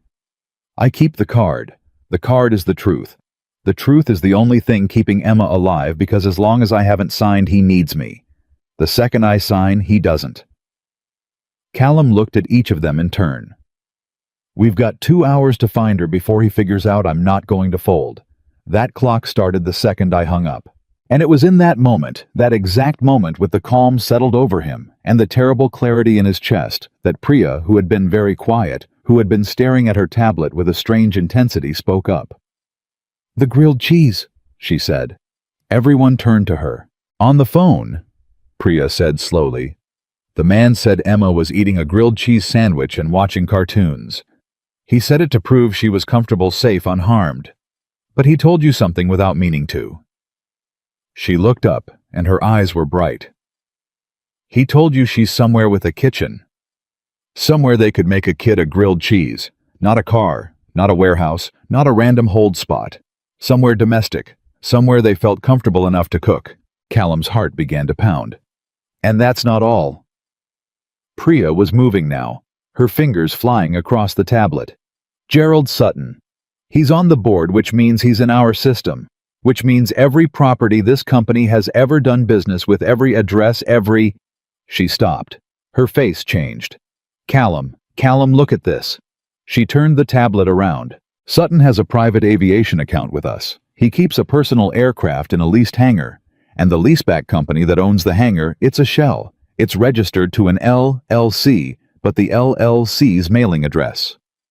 Her voice was shaking now. It's a lake house, 40 minutes from here, registered to a trust with Gerald Sutton's initials, a private residence on the water with a kitchen. She looked up. Somewhere you could make a scared little girl a grilled cheese sandwich. The hangar seemed to hold its breath. "That's thin," the older officer said, but he was already reaching for his radio. "That's thin, but it's something. It's more than we had 10 seconds ago." "It's not thin." Callum was staring at the address on the screen, and his whole body had gone taut as a wire. "It's her. I know it's her. A man like Sutton wouldn't hand a kidnapped kid to some hired stranger in a warehouse. He's too careful, too controlled. He'd keep her close somewhere he owns, somewhere private, somewhere he can watch." He looked up. "How far?" 40 minutes. Callum. Verona grabbed his arm. "You are not driving to a kidnapper's lake house alone in a pickup truck. You're a mechanic. He has professionals. People who make problems disappear for a living. Marcus said it himself. He has my daughter. And if you go charging in there and get yourself killed, who's left to keep her safe?" Verona's grip tightened. "Think. You didn't fix that airplane by charging at it. You listened. You found the one thing everyone else missed. Do that now. Do that now, Callum, because your daughter needs you to be the man who finds the pin, not the man who kicks the door." And that stopped him. Because she was right, and it took a woman who'd learned everything about him in the last 2 hours to say the thing his own panic had blinded him to. Callum breathed. Once, deep. "Okay," he said. "Okay, you're right." He turned to the officer. "You bring in the FBI. Quiet. You surround that lake house with people who know what they're doing, people who can get a child out alive. But you do it in the next hour because I've got a 2-hour clock, and half of it's already gone. And the second Gerald Sutton realizes I'm not going to fold, that little girl becomes a loose end." His voice dropped. "And there's one more thing. He's going to call me back, to check on me, to make sure I'm getting scared and getting ready to sign. And when he does," Callum's jaw set, "I'm going to give him exactly what he wants to hear. I'm going to sound broken. I'm going to sound like a father who's about to cave. I'm going to buy you every minute I can with the one weapon he handed me." "Which is what?" Verona asked. Callum looked at her, and for the first time all day, something that was almost a smile touched the corner of his mouth. It wasn't a happy smile. It was the smile of a man who has found the backward pin. "He thinks he knows exactly who I am," Callum said. "He thinks I'm a poor, scared, ordinary man who'll do anything to protect his kid. And he's half right. I'll do anything to protect my kid." The almost smile faded into something harder. "He just doesn't understand that anything doesn't mean signing his lie. It means the opposite. It means I will burn his whole world down before I let him make my daughter disappear. And he's not going to see it coming because he's spent his whole life looking at men like me and seeing nothing worth being afraid of." He handed his phone to the officer so they could set up whatever they needed to trace the next call. 2 hours, Callum said quietly, mostly to himself, mostly to Emma, somewhere 40 minutes away, eating a grilled cheese sandwich and being brave, like he'd asked her to. "Just hold on, baby. 2 hours. Daddy heard the thing nobody else could hear. Daddy's coming." And across the hangar, Marcus Delaney still zip-tied against the tool cabinet. Watching all of this unfold said something under his breath that only Callum was close enough to catch. 6 words low and grim that made the calm in Callum's chest turn to something much colder. "He already knows," Marcus whispered. "Sutton's got someone in this hangar." "He already knows. Sutton's got someone in this hangar." The words landed in Callum's chest like a dropped wrench, and the calm that had settled over him a minute ago cracked straight down the middle. He crouched back down in front of Marcus fast and kept his voice under his breath. "Who?" Callum said. "Who in this hangar?" "I don't know." Marcus's eyes were darting now, scared in a new way. "I swear to God I don't know. I only ever dealt with Sutton through a burner." But he knew things he shouldn't have known. He knew when Verona changed her flight time. He knew the King Air was down for inspection before I did. He's got eyes in here, read real-time eyes, And if you're standing here making a plan out loud—" Marcus's gaze flicked around the hangar at the engineers, at the ground crew, at the 200 people who'd watched everything. "Then he already knows you're not going to fold. And that means the clock you think you have isn't the clock you actually have." Callum stood up slowly. He turned and looked at the hangar. Really looked at it. 200 faces. Engineers in matching polos. Ground crew in coveralls not so different from his own. Office people who'd wandered in to watch the spectacle. Security guards. Any one of them. Any single one of them could be watching him right now, listening and reaching for a phone to tell Gerald Sutton that the mechanic wasn't afraid. "Verona." He kept his voice low and even. He walked to her, took her elbow, turned her away from the crowd like they were just two people talking. "Don't react to what I'm about to say. Keep your face normal. Marcus says Sutton has someone inside this hangar. Someone who's been feeding him information in real time. Which means everything we've said in the open, everything about the lake house, about the plan, about the FBI, there's a chance he already knows all of it." He watched her fight to keep her expression steady, and she won barely. "That's not possible," she breathed. "The only people who heard the plan were you, me, Priya, and the two officers. And Marcus, but Marcus is in cuffs and telling us everything he can, which means Marcus isn't the leak." Callum's mind was moving fast now, the way it moved when he was tracing a fault through a machine, following the symptom back to the cause. But think about it. The pin, the disc, Marcus did those. Fine. But somebody told Sutton the second I fixed the plane. Somebody told him a mechanic walked in off the ramp and undid 4 hours of sabotage in 5 minutes. He knew to grab Emma within the hour. Within the hour, Verona. He knew Emma existed. He knew what school she went to. He knew to move before I even knew there was anything to move against. That's not a man watching from a distance. That's a man getting fed by someone standing in this building. Verona's face had gone pale under her makeup. "Then we're compromised. Everything we do, he'll see coming." "Not everything." Callum's jaw tightened. "Because he doesn't know I know. As far as Sutton's inside man is concerned, I still don't know there's an inside man. Which means I've got one move he won't see if I'm careful about who hears it." Priya drifted over, casual tablet in hand, as if she were just showing them a schematic.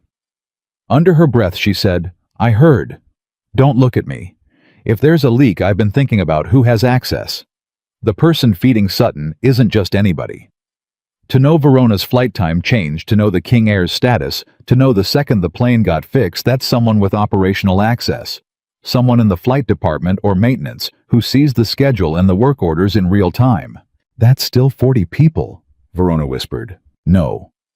Priya's eyes came up, and there was something cold and certain in them. "It's fewer than that. Because whoever it is also had to know about Emma. Had to have your personnel file access to know you had a daughter, Callum, and which school. That's not maintenance. That's not the flight line. That's someone in the office. Someone with HR access and operations access both." She paused, and her voice dropped so low Callum had to read her lips. "That's a very short list, and I think I know who's on it." The three of them stood in a tight little knot, pretending to look at a schematic, and Callum's heart was pounding. "Who?" he said. Before Priya could answer, one of the police officers called across the hangar, loud official, the exact wrong volume. "Mr. Reed, we've got the bureau on the line. They want details on the residents." Callum saw it happen. He was watching the crowd, so he saw it. A young man near the flight operations desk, maybe 28, clean cut, the kind of forgettable face that belongs to 100 assistants at 100 companies. His head came up at the word bureau, just slightly, just for a second, and then his hand moved toward his pocket. "That's him," Callum said, and he didn't wait. He was across the hangar before his brain caught up with his legs, and the young man saw him coming and bolted, and for one heart-stopping second, it looked like he'd make the side door. But Priya had seen it too, and was already moving to cut the angle, and the two of them converged, and the young man went down hard against a tool cabinet with his phone skittering out of his hand across the floor. "Get off me!" the kid was yelling. "Get off me! I didn't do anything! What is this?" Callum had a knee on him and grabbed the phone off the floor, and the screen was still lit, and there was a message half-typed in a thread with no name, just a number, and the words on the screen made Callum's blood freeze. He knows. Cops here. FBI incoming. Lakeho. He hadn't finished sending it. He didn't send it. Callum held the phone up. Verona, look. He was typing it when I hit him. He didn't finish. Sutton doesn't know yet. He looked down at the kid pinned under his knee, this soft-faced young man who'd been about to make Emma disappear with 3 more words. You work for Sutton. I don't know what you're talking about. You were about to tell him the FBI's coming.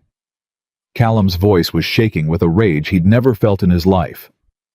You were about to warn a man who's holding my 8-year-old daughter. Do you understand what happens to her if you send that message? Do you have any idea? His hand tightened on the phone. What's your name? The kid's face crumpled. He was younger than he'd looked, scared, in over his head. Danny, he whispered. Danny Voss. He pays me. He pays me to tell him things. Schedules, who's flying, who's coming and going. That's all it was ever supposed to be. Information. I didn't know about a kid. I swear to God, I didn't know there was a kid until an hour ago when he told me to keep an eye out and I... His voice broke. I've been sick about it. I have a niece. She's the same age. I've been sitting here sick to my stomach all morning. But you were still going to send the message, Callum said. Danny closed his eyes. He said he'd ruin me. He said he'd put things on my record drugs, theft things I never did. And no one would ever believe a kid over a board member, and I'd never work again, and... He was crying now. I'm sorry. I'm so sorry. I didn't want any of this. Callum looked at him for a long moment. And here was the strange thing. Here was the thing his father had put in him that he couldn't shake even now with his daughter's life on the line. He looked at Danny Voss, and he didn't see a monster. He saw another man who'd been owned by Gerald Sutton, the same way Marcus had been owned, the same way Sutton had tried to own Callum an hour ago. A scared person backed into a corner doing a small evil to avoid a big consequence. The difference was, Callum had said no, and these men had said yes. And that was the whole difference in the world. Then help me undo it, Callum said quietly. He took his knee off the kid's chest and pulled him up to sitting. You want to make it right? You can, right now. Because he's going to call me back to check on me, and he trusts your information. And if we play this right, you're going to help me tell him exactly the story that keeps my daughter alive long enough for the FBI to get to that house. Danny wiped his face. How? Because right now Sutton thinks his plan is working. Callum's mind was moving faster than it ever had the fault tree unfolding in front of him. He thinks I'm a scared father getting ready to sign. He thinks you're his eyes feeding him the truth. So we're going to feed him a truth he wants to hear. When he calls me, I break down. I tell him I'll sign. I beg him to let Emma go. I sound exactly like the man he expects me to be. And you? He looked at Danny. You back it up. When he checks with you, you tell him the mechanic's a wreck, he's caving, the cops are packing up, there's no FBI, it's all under control. You buy us the time to get to Emma. And if he figures it out... Verona had come up beside them, and her face was tight. If he senses it's a trick, Callum, this man does not lose. If he even suspects, he won't suspect a scared father. Callum's voice was flat and certain. That's the one thing he's absolutely sure of. That's his blind spot. He looks at me, and he sees a poor man who'll do anything for his kid, and he's right, except he's wrong about what anything means. Callum stood up. He's spent his whole life being the smartest, most dangerous man in every room, and he's never once been beaten by someone he underestimated, and that's exactly why he's going to lose. Because I've been underestimated my whole life. I know how to use it. The older officer came over phone, still to his ear. The bureau's moving. They're scrambling a team toward the lake house now. Quiet approach. No lights, no sirens. ETA is... He checked his watch. 35 minutes to be in position. But they need something from you, Mr. Reed. They need to know the girl's exact location in the house before they go in, because if they breach blind and she's in the wrong room, or if there's a man with her when they hit the door... He didn't finish. He didn't have to. 35 minutes. And the 2-hour clock Sutton had given him was down to 90 minutes now, And the real clock. The clock that started the second Sutton figured out Callum wasn't folding could run out at any moment. "I can get you the location," Callum said. And he pulled out his own phone, the one the police had rigged, and he looked at it, and he took a breath, and he made the hardest decision of the day. "I'm going to call him, not wait for him to call me, because a scared father who's ready to sign doesn't wait. He calls desperate, wanting to make the deal happen faster, wanting to see his kid. That's who I'm going to be.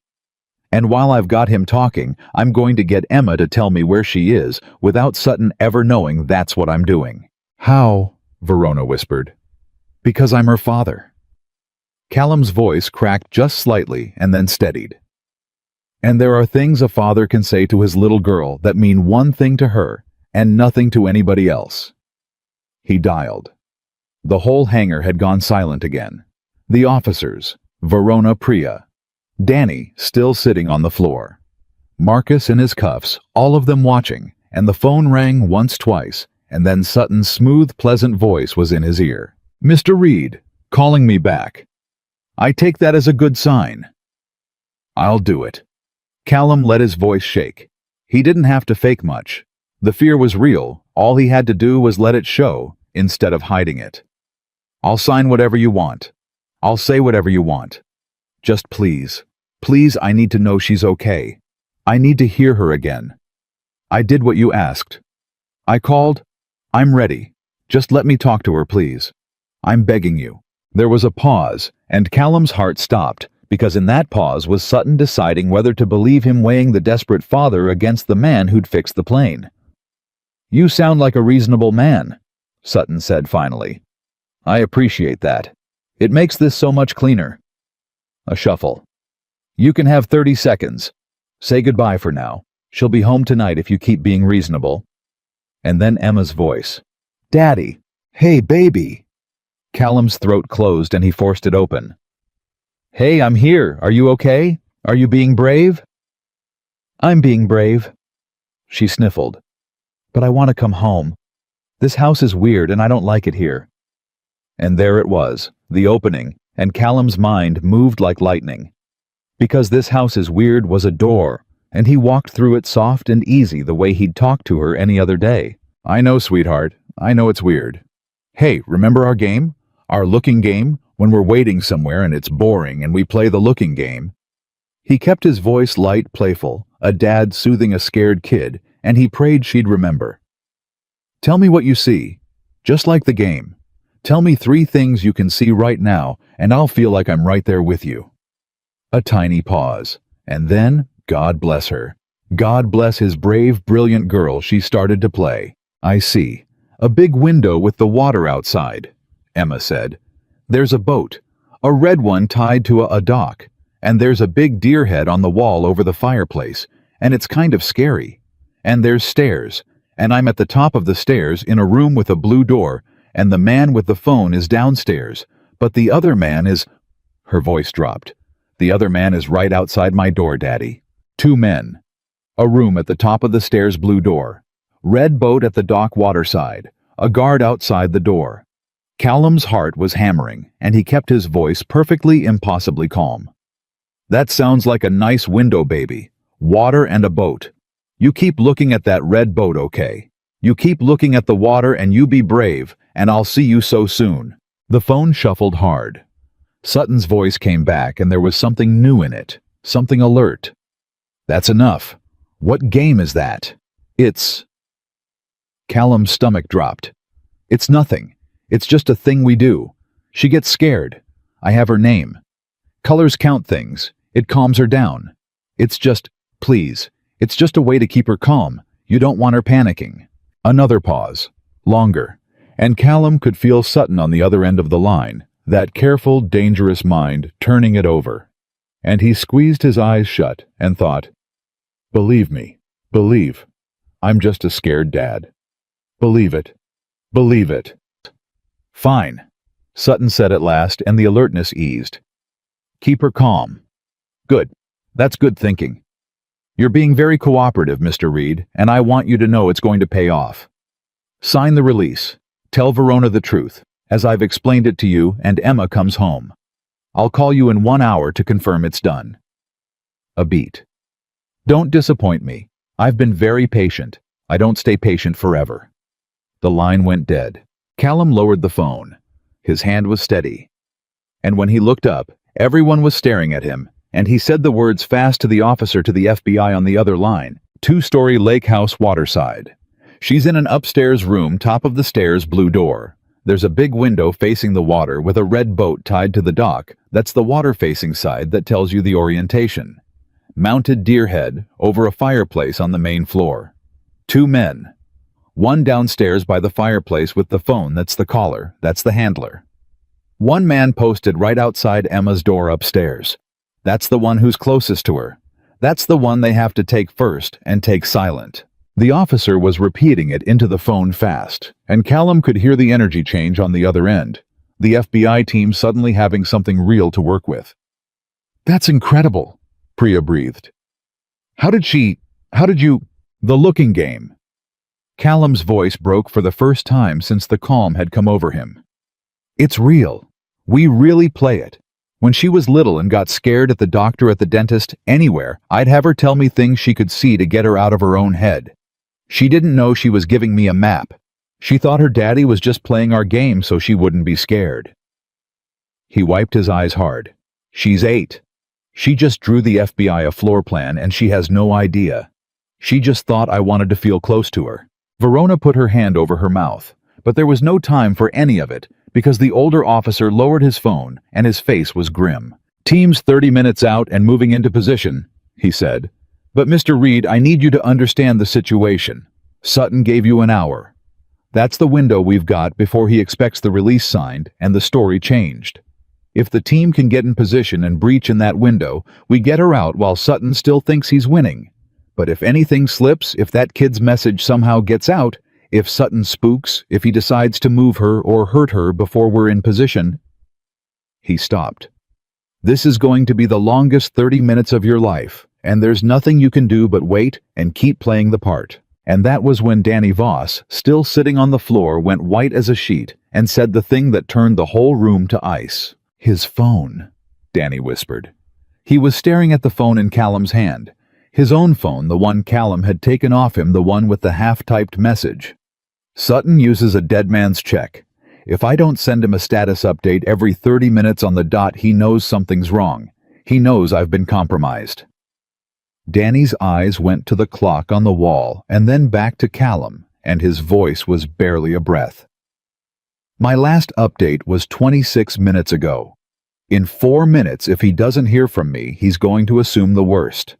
And the last thing he told me to do, if it ever went bad, Danny's voice cracked completely, was to tell the man upstairs to get rid of the girl and disappear. 4 minutes.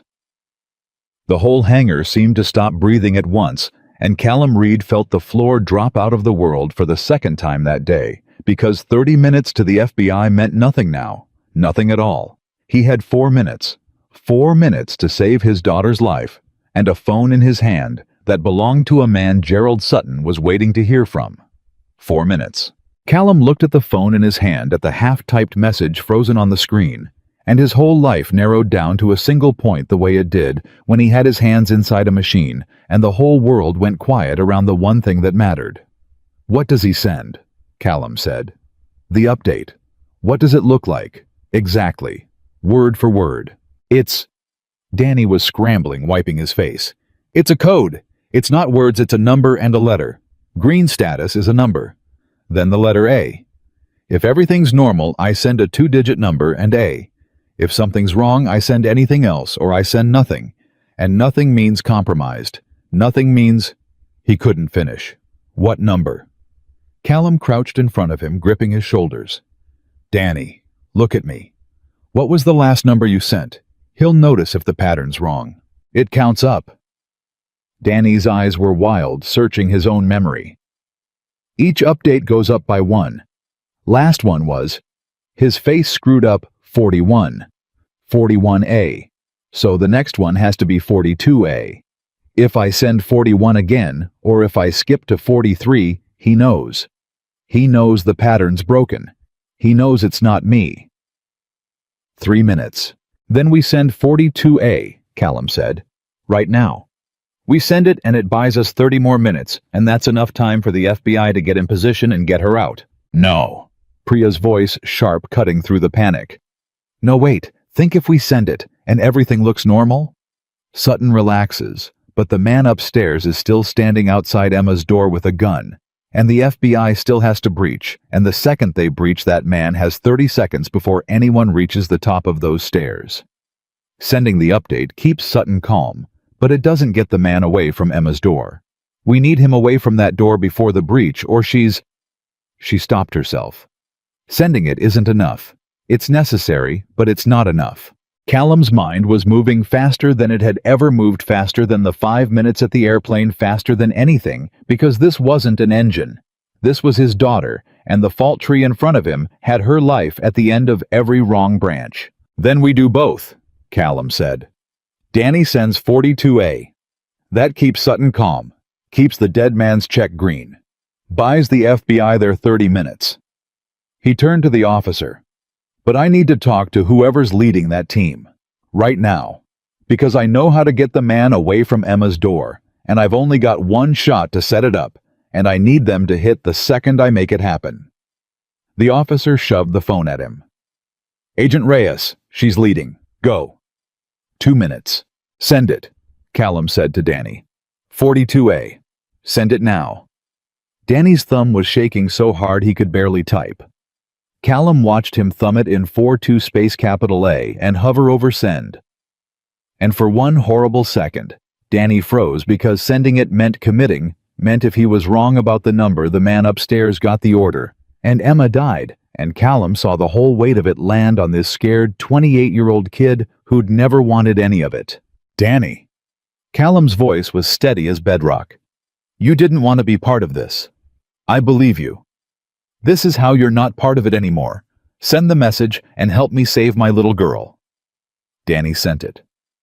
The word delivered appeared under it, and then an agonizing 5 seconds later, 3 dots, and then a reply from the unnamed number, a single character, a thumbs up.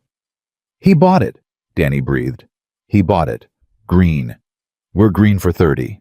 The whole hangar exhaled at once, but Callum was already talking into the other phone low and fast. Agent Reyes, this is Callum Reed. I'm Emma's father. Listen to me. There are 2 men. Handler downstairs by the fireplace with the phone. Second man posted right outside her door, upstairs, blue door. Top of the stairs, water-facing side. Your problem is the upstairs man. The second you breach, he's the one who can reach her before you do. We're aware, Mr. Reed. Reyes's voice was calm, professional, the kind of calm that had been earned in rooms Callum didn't want to imagine. We're setting up now. Our plan is a simultaneous entry, but you're right, the upstairs shooter is the variable. We need him drawn off that door or reoriented before we go.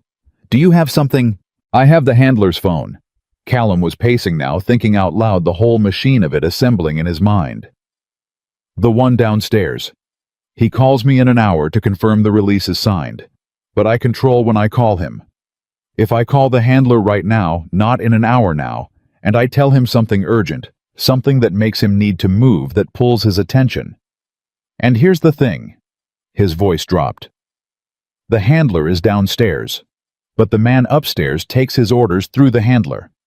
If I can get the handler to call the man upstairs to send him down to move him even for 10 seconds, then we have our window, Reyes finished. But it has to be organic. If it feels staged, if he senses a setup, he pulls the girl in tight, and it goes the other way. What's your play, Mr. Reed? And I need it fast. My team is 90 seconds from stacked on that door. 90 seconds. And Callum Reed. Poor mechanic. Single father. The man a billionaire had thrown $50 at. 4 hours ago, closed his eyes and found the pin. The one thing everyone else would have missed. The backward pin in the whole machine of Gerald Sutton's plan. The grilled cheese, Callum said. Say again. When Sutton first called me, he said Emma was eating a grilled cheese and watching cartoons. He said it to prove she was comfortable. But it told me they're feeding her. It told me there's a domestic setup, people playing house, keeping a scared kid calm, so she doesn't panic and make noise. Callum's mind was racing. which means the men in that house have been told to keep her quiet and content. No noise, no attention. A screaming kid is a liability. So here's my play. He opened his eyes. I call the handler. I tell him Emma's had some kind of medical thing. She's got a real allergy, a peanut allergy, it's in her file. Danny can confirm they'd have access to that, and I tell him she's been complaining. Her throat feels funny, and if she was fed something with peanuts, she could stop breathing, and a dead kid is worthless to them. A dead kid is a murder charge with no leverage. That makes it their problem. That makes them need to check on her. That makes the handler send the man upstairs down to the kitchen to check what she ate, or brings the man down to the handler to figure it out. Either way, somebody moves. Somebody gets off that door. There was a silence on the line, and in it Callum could hear Agent Reyes thinking, weighing it. And then she said the words that made his heart start beating again. "That's good," Reyes said. "That's very good, Mr. Reed. It's organic, it's urgent, and it puts the fear on them. We can work with a 10-second reorientation. Make the call. The instant that upstairs man moves, we go. Keep the handler talking as long as you can. Every second he's on the phone with you is a second he's not paying attention to his own front door. Can you do that?" "Does she have an allergy?" Verona whispered beside him. "Is it real?" Callum looked at her. "No," he said quietly. "She can eat anything. But he doesn't know that. And a scared man who thinks a kid might die in his custody doesn't stop to check the medical file. He moves first and thinks later. That's the whole play." "Do it," Reyes said in his ear. "We're stacked. On your call." Callum took a breath. He handed the FBI phone back to the officer and took Danny's phone, the handler's line, and he looked at the number, the unnamed number that connected to the man standing 40 minutes away, with his daughter's life in his hands, and he pressed call. It rang. Once, twice, and the whole hangar. 200 people. Verona, Priya Marcus, in his cuffs, Danny on the floor. The officers, every single one of them, stopped breathing, and Callum Reed stood in the center of it, with his eyes fixed on nothing. Everything he was pouring into the next 60 seconds. The handler picked up. A rough voice, not Sutton younger, harder. "The hell are you calling this line for? You're not supposed to have—" "Listen to me." Callum let his voice crack, let the terror out, all of it, because none of it was fake. "Listen to me. Please, you have to check on my daughter. She has a severe peanut allergy. It's in her medical file. It's a real thing, and if you fed her anything, if that grilled cheese had anything, she could stop breathing. She could die. And I know you don't care about her, but a dead kid is no good to you. A dead kid is no leverage. It's just a body and a murder charge. So please go check what she ate.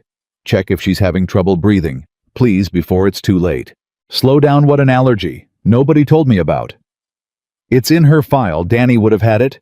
Peanuts, tree nuts. It's severe. She carries an EpiPen, and she doesn't have it. She left it at home. Oh God, if she's been eating there for 2 hours. Callum let his voice break completely. Please, I'm begging you. Go look at her right now.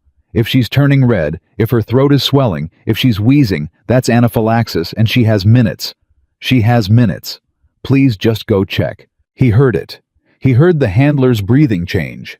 He heard the exact moment the man went from suspicious to scared, because a scared man who's been paid to keep a kid alive and quiet does not want that kid dying of something he could have prevented, does not want to explain a corpse to a man like Sutton. Hold on, the handler barked, and then away from the phone, muffled but clear. Callum heard it, the words that meant everything. Vic. Get down here or no go. Check the kid. The father says she's got some allergy thing. Make sure she's breathing right. Go!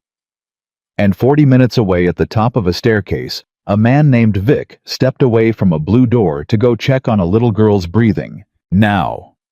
Callum said, not into the phone, but out loud to the officer, to Reyes, to everyone. He moved him. Go now! And the officer was already shouting it into the other phone, and 40 minutes away, Agent Reyes and her team went through the doors of Gerald Sutton's lake house, in the space of a single breath. Callum kept the handler on the line. That was the thing Reyes had told him. Keep him talking, keep his attention on the phone and not on his own front door. So Callum kept talking, kept begging, kept the man's ear glued to a father's panic while the world came apart around him 40 minutes away. Is she okay? Please. Is she breathing? Can you see her? Hold on, hold. And then Callum heard it. Through the phone. Distant but unmistakable. Shouting. A crash. A voice that wasn't the handler's roaring FBI hands, get down. And the handler on the other end of the line made a sound Callum would remember for the rest of his life. A sharp animal grunt of pure surprise, and then the phone clattered, and there was more shouting closer now, overlapping, and a woman's voice hard and clear and commanding cutting through all of it. And then nothing. The line went dead. The hangar was so silent, Callum could hear his own heart. He stood frozen with the dead phone against his ear, and he didn't lower it. Couldn't lower it, because lowering it meant it was over one way or the other, and he wasn't ready to know which. Verona had both hands over her mouth. Priya had gripped Callum's arm, without seeming to know she'd done it. Even Marcus, cuffed against the tool cabinet, had gone still and was watching Callum's face like everyone else, waiting. 10 seconds passed. It felt like 10 years. Callum! The officer's voice was strangled. He had the FBI line pressed to his ear. Callum Reyes, she's... And then the officer's face changed. It broke open. And Callum knew, before the man said it knew, from the way the officer's eyes filled, knew from the way his whole body sagged with relief, and the officer looked at Callum and said the 3 words that ended the longest 4 minutes of Callum Reed's life. They have her. The hangar erupted, but Callum didn't hear it. Callum couldn't hear anything because the officer was pressing the FBI phone into his hand and saying, "She wants to talk to you." And Callum got it to his ear with a hand that had finally started shaking again, and he said, "Emma, Emma."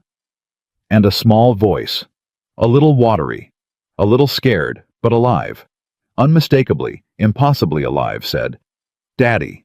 Callum Reed's legs went out from under him. He didn't fall. Priya caught him, and Verona was there too, and they held him up while he pressed the phone to his ear with both hands like it was the only solid thing in the world. "I'm here, baby." He couldn't see. His eyes were too full. "I'm here. I'm right here. Are you okay? Are you hurt? There's a lot of police here, and one of them is a lady, and she's really nice, and she has a jacket that says FBI, and she said you helped them find me." Emma was crying now, but it was the good kind, the kind that comes when the scary part is over. "Daddy, I played the looking game. I told the lady I played our game with you, and she said that's how you knew where I was. Daddy, did the game really help? Did our game really work?" And Callum Reed on his knees on the epoxy floor of a $70 million hangar, surrounded by 200 people who had watched a billionaire throw $50 at his feet 4 hours ago, put his face in his free hand and wept. "Yeah, baby," he managed. "Yeah, our game worked. Our game saved you. You were so brave. You were the bravest, smartest girl in the whole world, and I'm gonna come get you right now. Okay? I'm coming right now. Don't you move. Daddy's coming." He stayed on the phone with her the whole way. Verona drove him herself, wouldn't hear of anything else, put him in her own car, and drove 40 minutes at speeds that would have gotten anyone else arrested, while Callum sat in the passenger seat and talked to his daughter about nothing, about everything, about the red boat and the deer head, and how she was going to get the biggest ice cream in the history of ice cream. And he didn't let go of the phone until the car came off the road and down the long drive, and he saw her. She was wrapped in an FBI agent's jacket, sitting on the back bumper of an ambulance, and the second she saw the car, she was up and running, and Callum was out before it stopped, and he caught her and lifted her up and held her so tight and so long that neither of them could breathe, and it didn't matter, because breathing was overrated compared to this. "I got you," he kept saying into her hair over and over. "I got you. I got you. You're safe. I got you. You smell like the shop." Emma said into his neck, and laughed and cried, and Callum laughed too, because of course that was the first thing she'd say. Of course it was, and it was the most beautiful sentence he'd ever heard in his life. Agent Reyes let them have their minute. Then she came over, and she was younger than Callum had pictured, and there was a hardness in her that came from 100 days like this one. But when she looked at Emma, the hardness softened. "You've got a remarkable daughter, Mr. Reed," Reyes said. She gave us a cleaner tactical picture from an upstairs bedroom than most trained witnesses give us from the outside. Blue door orientation, both subjects located. We went in knowing exactly where everyone was. She paused. "And you. What you did on that phone, the allergy moving the second subject off the door, that's the only reason this ended the way it did instead of the other way. 10 more seconds, and that man's back at her door when we breach. You bought us those seconds." She shook her head slowly. "I've been doing this 15 years. I don't say this often, but that was one of the smartest things I've ever seen a civilian do under that kind of pressure." "I'm not smart," Callum said, holding his daughter. "I just know how to find the one thing everybody else misses." "That's the same thing," Reyes said. They got Gerald Sutton at his home 2 hours later. He'd been sitting in his study waiting for the call that would tell him the mechanic had signed the release and the merger was dead, waiting for the call that would never come. And when the agents walked in, he'd apparently smiled and said something about how there'd been some mistake, that he was a member of the board, that he'd have their badges. He was less pleasant when they showed him the recordings. The handler had flipped inside an hour. Danny Voss had turned over 8 months of messages. Marcus Delaney, facing the rest of his life in prison, gave them everything he had in exchange for the small mercy of a lighter cell. And the FBI, once they knew where to look, pulled the thread on Ashford's books and found the $80 million exactly where Marcus said it would be. 6 years of it, laundered through a company Gerald Sutton had voted to acquire in public, while paying men to make sure the acquisition never happened. It came apart the way these things always come apart once one honest man refuses to lie. All at once. Completely. Sutton had built an empire on the certainty that everyone had a price, that everyone could be owned, that the right amount of fear or money would bend any man in the world. And he'd been right about almost everyone. Marcus had a price. The handler had a price. Danny Voss had a price, though he'd hated it. Even Verona Blackstone, in a way, had spent her whole life believing the same thing, that value was a number, that a man in dirty coveralls was worth less than a man in a suit, that you could measure a person by their clothes and their truck and the grease on their hands. Sutton had thrown everything he had at the one man who couldn't be bought. Not because Callum Reed was a saint. He wasn't. He was a tired, broke 39-year-old mechanic who wanted $5 million as badly as any man alive, who'd almost bent down to pick up a $50 bill off a rich woman's floor. But there was a line in him his father had drawn a long time ago, and past that line there was no amount of money and no amount of fear that could move him. And the line was simple. You don't lie about a thing that gets people killed. Not a machine. Not a person. Not your own daughter's safety. You tell the truth about what's broken, even when the truth is expensive, especially when the truth is expensive, because the moment you start lying about what's broken, people die. Sutton had never met a line like that. He didn't believe it existed, and it was the one thing in the whole world he couldn't buy his way around, and it destroyed him. 3 weeks later, Callum Reed stood in the same hangar again. The airplane was still there, but it was a different airplane now, torn down to nothing. Every system inspected by an outside firm that owed Verona Blackstone no favors. Every log cross-checked, every part accounted for. Priya had led the inspection. She'd found 2 more sabotaged components Marcus had planted, 2 more little pieces of murder hidden in the machine, and they'd fixed all of it. And now the aircraft sat there, whole and honest and ready, and there was a single piece of paper on a clipboard waiting for a signature. The airworthiness release. The one Sutton had wanted Callum to sign as a lie 3 weeks ago. The one Callum had refused to sign until it was true. Verona stood beside him. The board vote had happened, eventually delayed, but it had happened, and with Sutton exposed and the Ashford fraud dragged into the light, the merger had gone through clean on honest terms, and Blackstone Aerospace had survived. But that wasn't the thing Verona wanted to talk about. I owe you $5 million, she said. It's been ready for 3 weeks. You keep not cashing it. I've been busy, Callum said. My daughter needed her dad more than I needed to go to the bank. Verona almost smiled. Then she didn't. Callum, the release. It says the aircraft is airworthy. Priya's team confirms it, the outside firm confirms it. Everything's been checked twice. She held out the clipboard. Is it true? Is that airplane safe? And here was the thing. Callum looked at the clipboard and he understood exactly what she was asking. And it wasn't really about the airplane. She was asking if he'd tell her the truth, now that the truth was convenient, the same way she needed to know he'd have told her the truth when it wasn't. She was asking if the line in him was real. Callum took the clipboard. He walked to the aircraft. He spent 40 minutes going over it himself.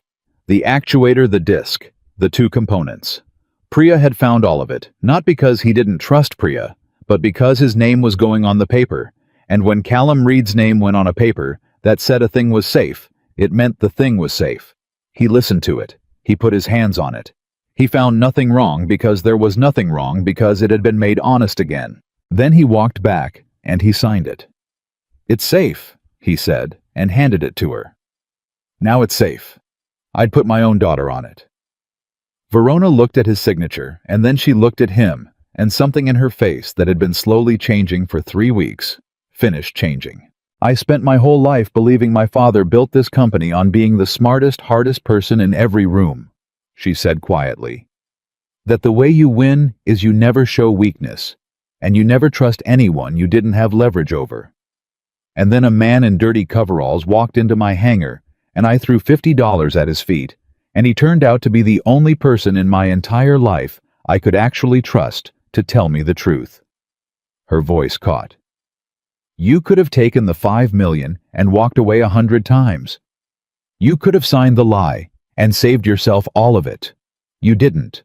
Not because it was easy, because there's a line in you that money can't reach. She shook her head. I've spent 40 years around powerful people, and I've never met one. Not one. Until you. My dad drew the line, Callum said. I just never rubbed it out. Verona took the check out of her jacket.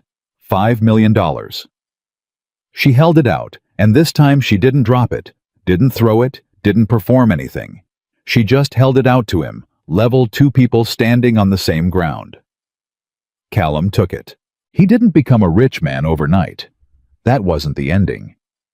He paid his employees first, the 2 guys who'd stuck with him through the lean years. He cut them checks that made them sit down hard. He cleared the shop's debt, the lease he was 2 months behind on, and he paid it in full, and then paid a year ahead. He set up a fund for Emma College and beyond, so that whatever else happened in the world, his little girl would never once have to wonder if there was money for the field trip. And then he took most of what was left, and he did the thing that mattered most to him. He built something. Verona built one too, from the corporate side.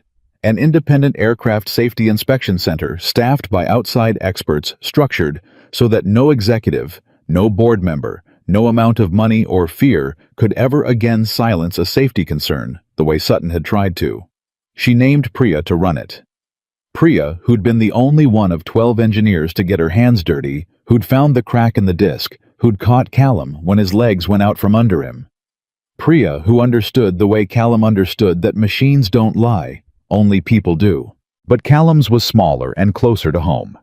He kept his father's shop, wouldn't hear of moving it, wouldn't hear of expanding it into something glossy. But he added a second bay and he started a program there. Free training. For kids from the wrong side of town. Kids with grease under their nails and no money for trade school kids.